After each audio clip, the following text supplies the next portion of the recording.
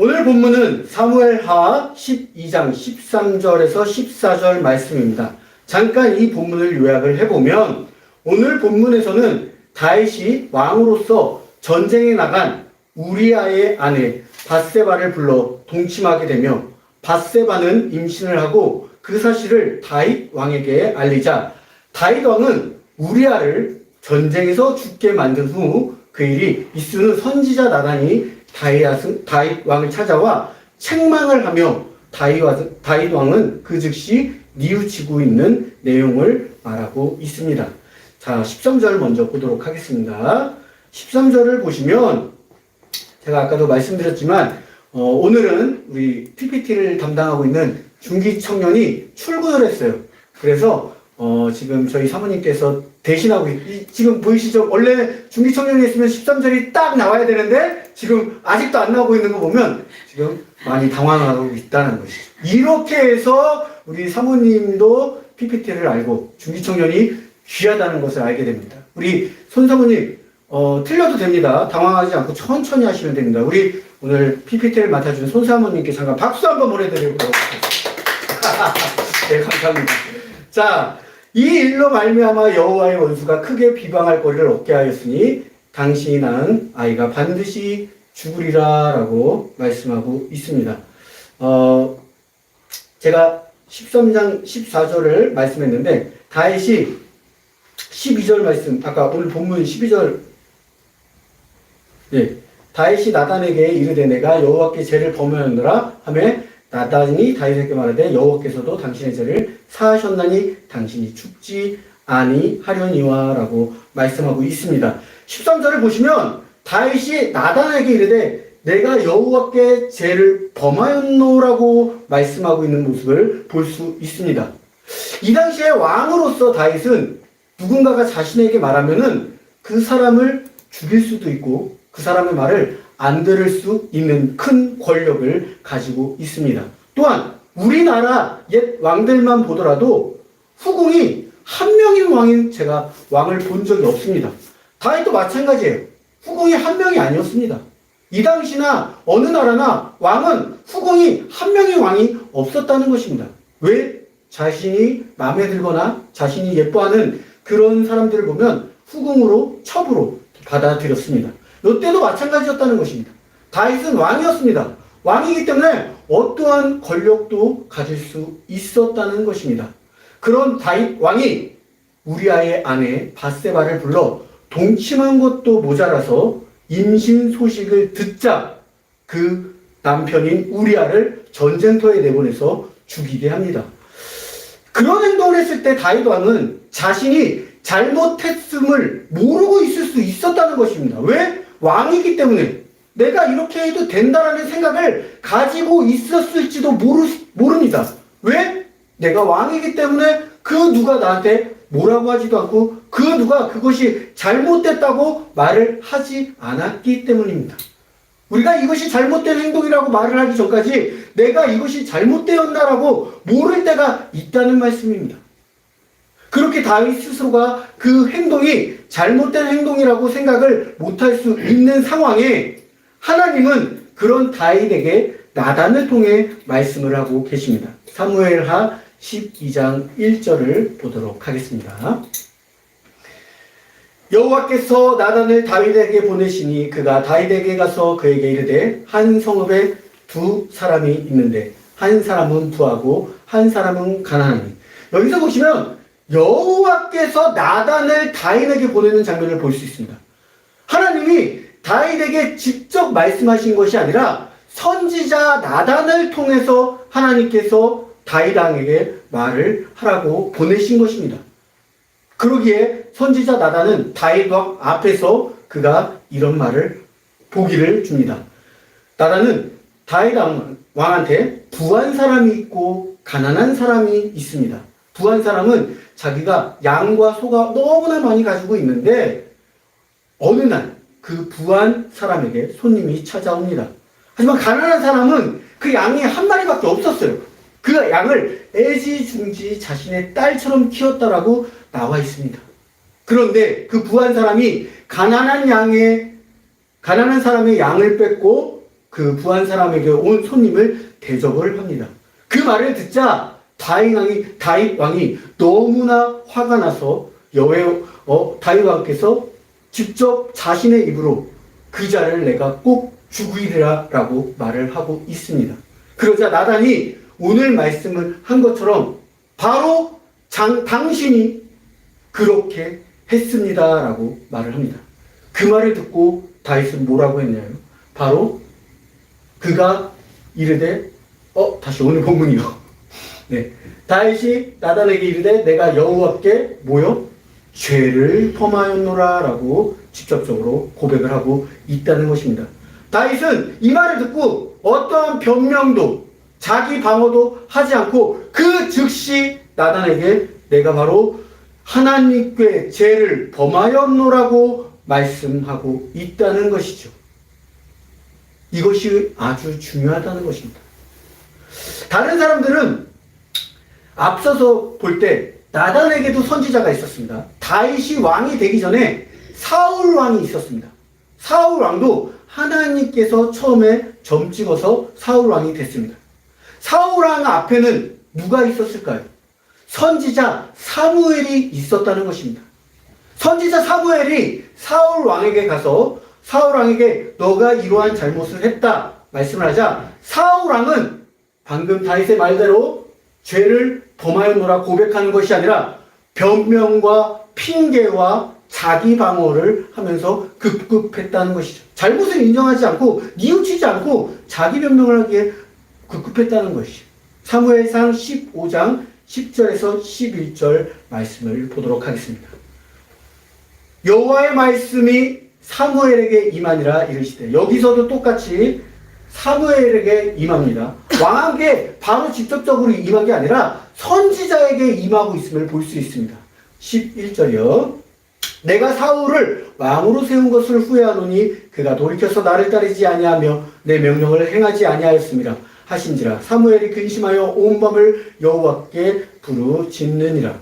하나님은 왕에게 직접적으로 말할 때도 계시지만 선지자를 통해서 왕의 잘못을 깨닫게 해 주실 때도 있습니다. 오늘 본문 말씀처럼 사무엘상에서 사울왕이 사무엘을 통해서 말씀을 들었고, 오늘 본문 12절을 보시면 다윗왕은 나단을 통해서 하나님의 말씀을 듣고 있는 것을 볼 수 있다는 것입니다. 왕들이 자신의 잘못을 몰랐던 것을 선지자를 통해서 알게 깨우치게 해준다는 것입니다. 하지만 여러 가지 보면은 우리도 옆에서 제가 막 다른 일, 이게 내가 잘못된 일인지 모르고 했을 때 옆에서 누군가가 이거 잘못된 일이야, 너 이렇게 하면 안 돼, 이렇게 충고해주는 사람이 분명히 있다는 것입니다.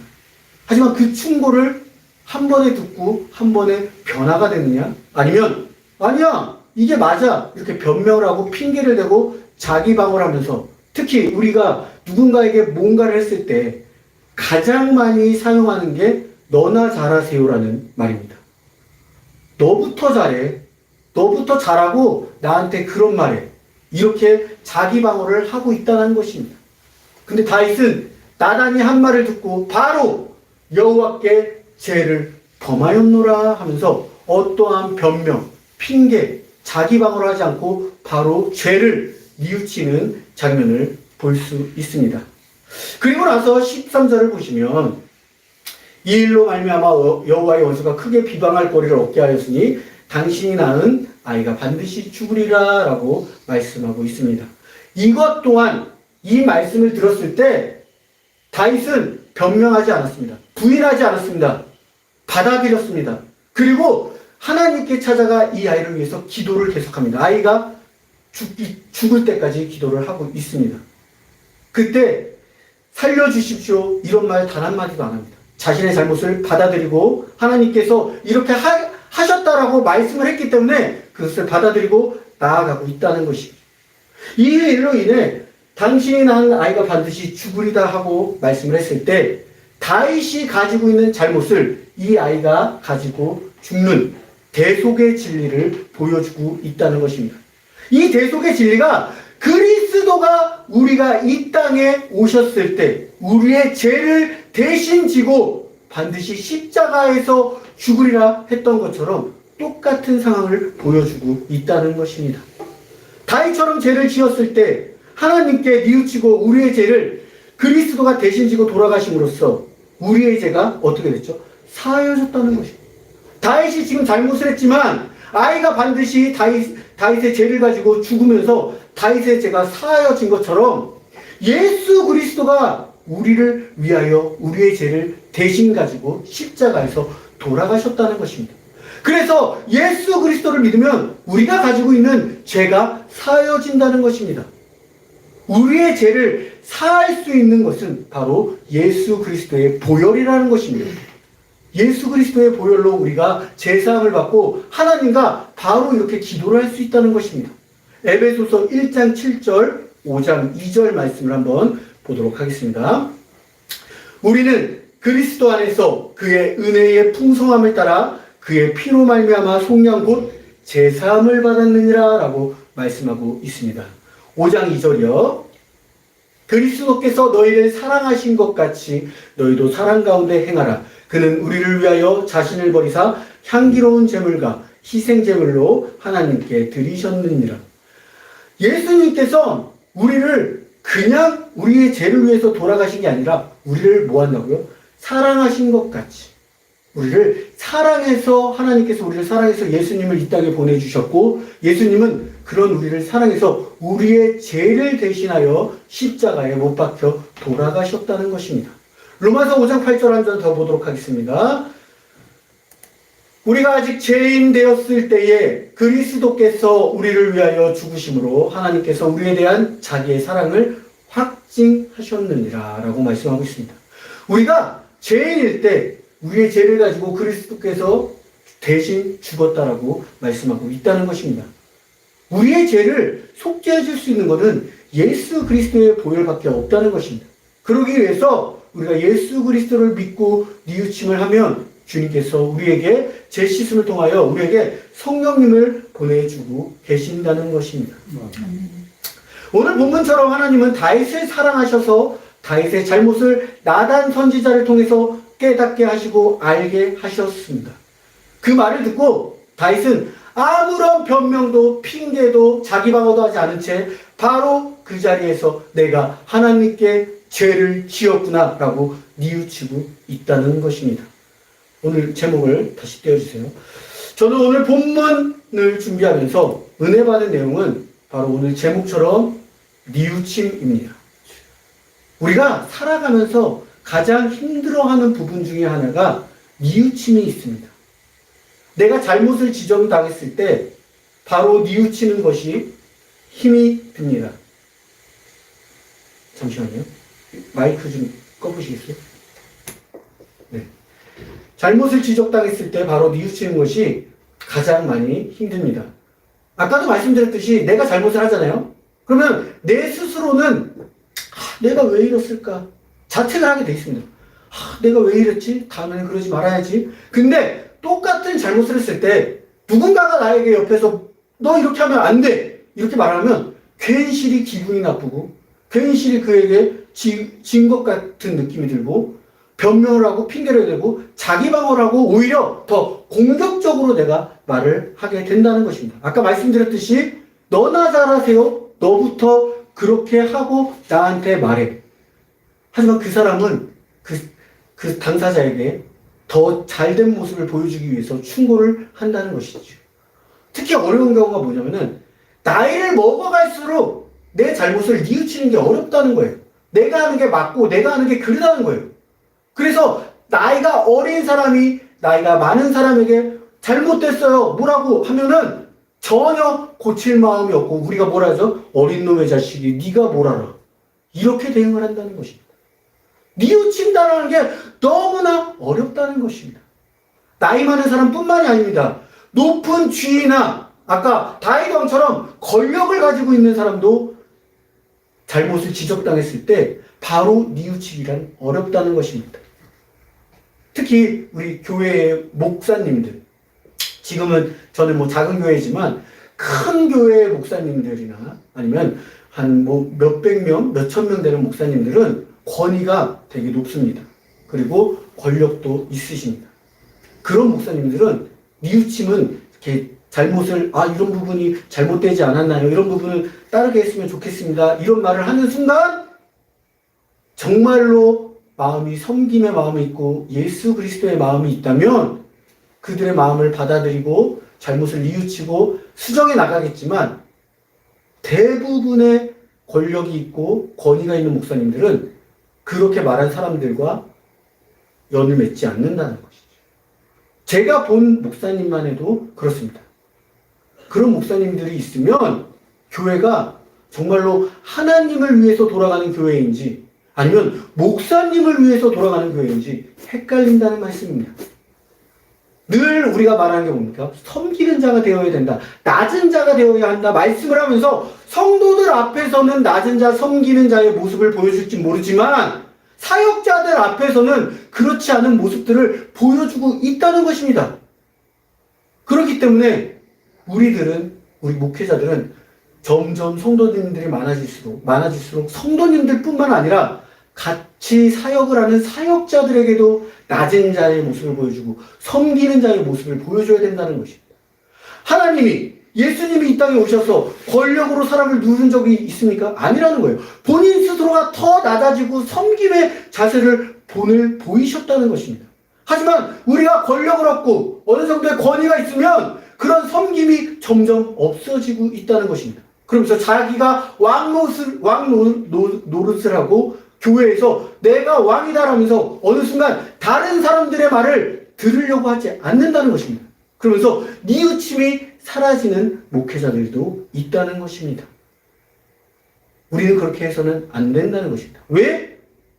우리가 분명히 잘못을 했을 때는 하나님께서 그 사람을 통해서 너가 잘못했다라고 말씀하고 있기 때문입니다.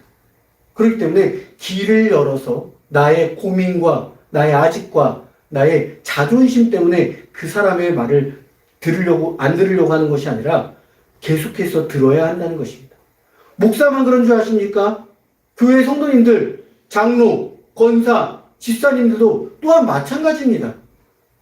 자기가 교회를 너무 오래 다닌다는 이유만으로 선배로서의 권위만 지키려고 하지 뉘우치거나 섬기는 자세들은 볼 수 없는 교회들도 있다는 것입니다.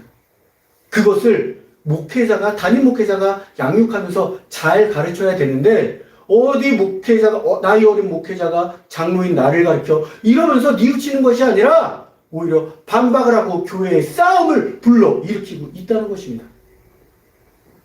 분명히 누군가는 잘못을 하고 있다는 것이죠. 하지만 우리가 기도를 통하여 하나님께서 분명히 나단 선지자를 통하여 왕에게 말씀한 것처럼 장로님을 통하여 목사님한테 말씀을 할 수도 있는 것이고 권사님을 통하여 장로님께 말씀을 할 수도 있는 것이고 집사님을 통하여 권사님에게 말씀을 할 수 있다는 것입니다.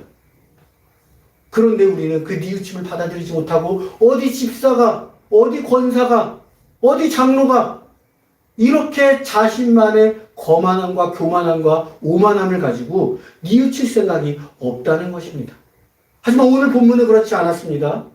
다윗 왕은 나단이 말을 하자마자 자신이 여호와께 잘못을 했다고 뉘우치는 장면을 볼 수 있다는 것입니다. 특히 저는 예수님을 믿기 전에 뉘우침이 거의 없었어요. 저는 우리 집안의 장남이잖아요. 장남이기 때문에 말 그대로 가정의 권력과 그런 모든 것들을 제가 누리고 있었습니다. 그러면서 어느 정도 이제 머리가 크고 성인이 되었을 때는 아버지가 저한테 깨닫게 말씀해 줬을 때는 아버지와 대등하게 싸웠습니다. 그러면 안 되는데 그 당시에는 혈기가 왕성해서 그런지 싸웠습니다. 어머니가 뭐라고 하면 이제는 어머니가 나보다 힘이 약하다는 걸 알았을 때는 어머니도 당연히 싸웠습니다. 그 잘못을 뉘우치질 않았어요. 특히 이제 제 동생이 저랑 1살 차이잖아요. 여자 동생이기 때문에 그 엄마랑 아빠랑 제 동생이 이제 편을 먹고 저를 막 뭐라고 할 때는 그때는 그 말이 들리지 않았어요. 부모님을 때릴 수는 없기 때문에 제 동생을 때렸습니다. 제가 이렇게 폭력적이면서 뉘우치질 모르고 자랐어요. 막 자랐어요. 근데 예수님이 내 안에 들어오니까 다르다는 것이에요. 뉘우침이 된다는 것이에요. 그러면서 예수님이 내 안에 계시면서 예수님이 나의 죄를 위해서 돌아가셨는데 내 안에 사랑이 있는데 누가 나를 사랑해서 이렇게 말씀해 주는데 그것을 내가 받아주지 못하고 내가 화가 난다고 그 사람에게 오히려 더 공격적으로 말하고 그 사람을 더 심각하게 니나 잘하세요 이렇게 말하면 그렇게 말한 사람이 저를 볼까요? 안 본다는 것입니다. 하나님은 마음이 어떻겠습니까? 너를 위해서 지금 내가 사랑을 보내서 너에게 이렇게 얘기를 했는데 너 지금 내 말도 안 들어? 그러면서 어떻게 할까요? 저를 치시겠죠. 하나님이 내 안에 있으면 다른 사람의 말을 통해서 내가 몰랐던 잘못, 내가 이것은 잘못했는지 나도 모르고 있었던 것을 깨닫게 해주십니다. 그것을 깨달았을 때 우리가 바로 하나님께 무릎 꿇고 뉘우치고 회개하면서 다시 나아가야 된다는 것입니다. 오늘 다윗 왕이 그것을 보여주고 있다는 것입니다. 분명히 우리는 살아가면서 누군가에게 너 잘못됐다, 너 이러면 안 된다, 너 이렇게 해서는 안 된다 이런 말을 듣고 있고 앞으로도 들어갈 것입니다. 충고죠, 한마디로. 충고를 했을 때 그 사람이 말한 것이 다시 한번 나에게 화가 나고 내가 그 사람을 위해서, 그 사람이 나를 위해서 충고해 줬는데 그 사람이 너나 잘하세요로 방어를 하는 것이 아니라 받아치는 것이 아니라 이것이 정말 하나님이 나에게 주시는 말씀이신가? 이 사람을 통해서 지금 나에게 말씀하고 있는 건가? 다시 한번 이 본문 말씀을 되씹고 깨닫고 기도하면서 그리스도가 내 안에 계심을 믿으면서 이번 한 주는 이렇게 살아가는 저와 생명나무의 핀 우수곡교회 성도님들 되시길 주님의 이름으로 기도하겠습니다. 아멘.